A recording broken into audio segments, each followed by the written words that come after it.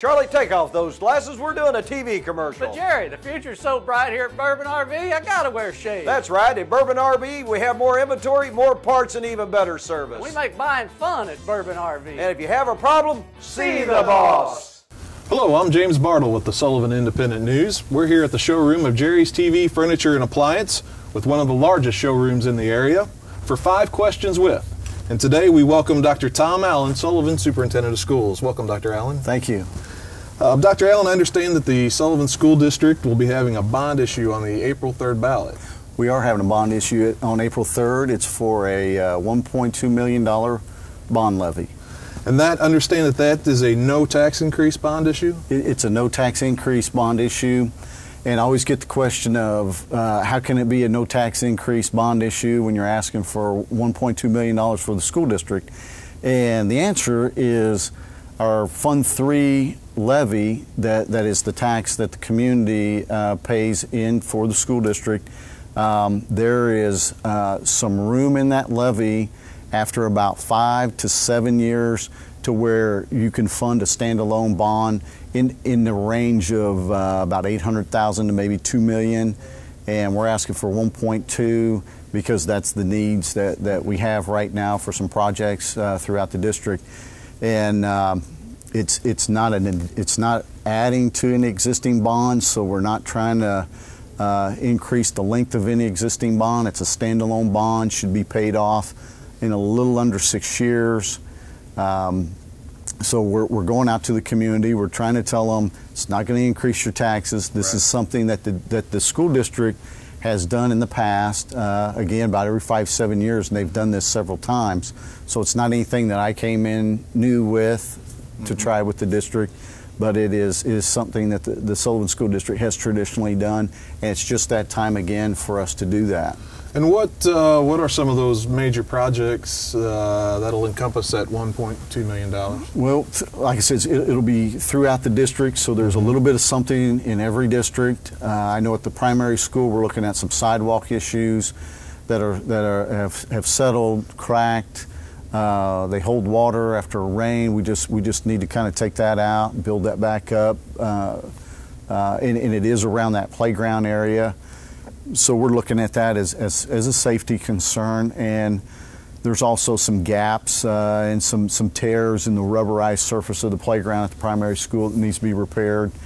The elementary school, we're looking at a new cafeteria floor. We're looking at redoing the playground behind the elementary school.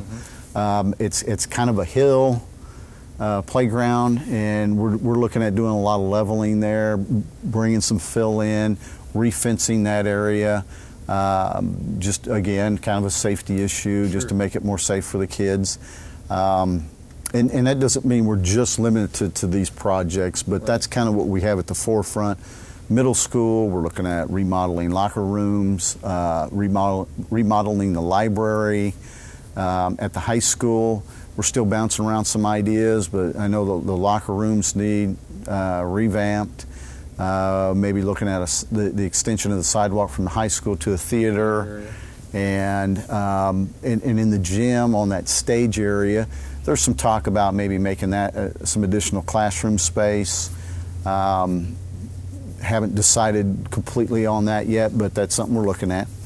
The theater also has some sound system issues that we're wanting to address.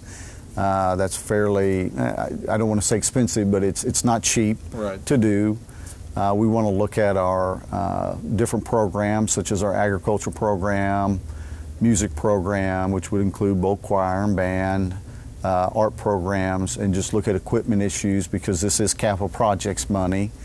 It can't be used for salaries. This bond money won't be used for those type of things. It has to be capital improvements, which do include equipment. So we're going to look at equipment needs, and it can also include district buses. And I know the district had been on a bus schedule, just replacing older buses.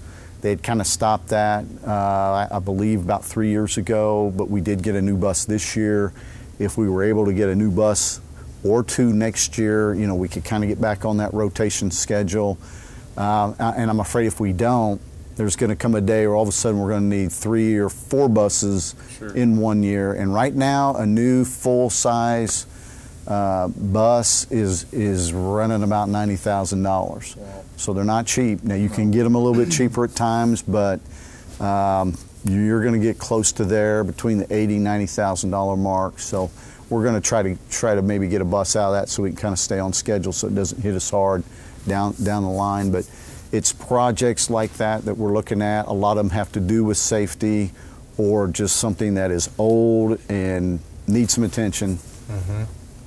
Now, if the bond issue is approved by voters in April, how soon will we start to see some of these projects get started? Design work, is it already there for some of these projects? Just how soon? Well, I know at the top of the list is the playground behind the elementary school. That's something that was had been looked at before I came here this summer.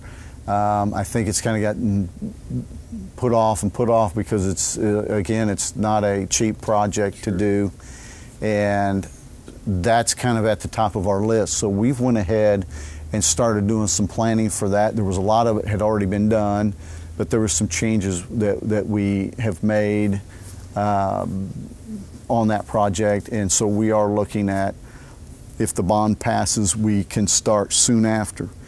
I know the bonds have to be sold, and there's a time limit there, but enough can be sold probably from April 3rd within 4 weeks to where we could probably start on that playground project.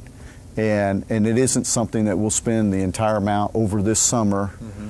It'll be a couple years, and it might even take 2 to 3 years. I don't anticipate a full 3 years, but 2 at least, maybe 2.5 years before we can get all the projects completed. Awesome. I know for many people, they might not have had the opportunity to meet you. You're new to the district at the start of this school year. Right. So you've got your feet wet. You've almost got your first year under your belt here at the Sullivan School District. And how has that gone for you this year? Well, it's hard to believe we're already in March.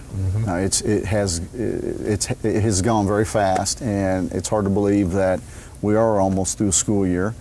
And it's been very nice. I've really appreciated everybody, and my family really enjoys being here. My wife's a school teacher, and I have a 5th grade son, and he's already played football and did some wrestling this winter, and baseball practice is started this week, so he's making a lot of friends. And I have a 7th grade daughter who's in volleyball, and they played tonight and was able to win, and she's really enjoying that, and she did cross country this fall and plans on doing track. So they're very involved. They're making friends, and they're happy, and I'm happy, and I'm very thankful that we're here, and everybody's been really nice to us. Terrific. So we appreciate it. Terrific. Well, Dr. Allen, I appreciate you joining us on 5 Questions with this week. Thank you. We want to remind all our voters to get out on April 3rd. For the Sullivan School District bond issue. That is one of the only issues that will be on the ballot in our local area in Sullivan this election.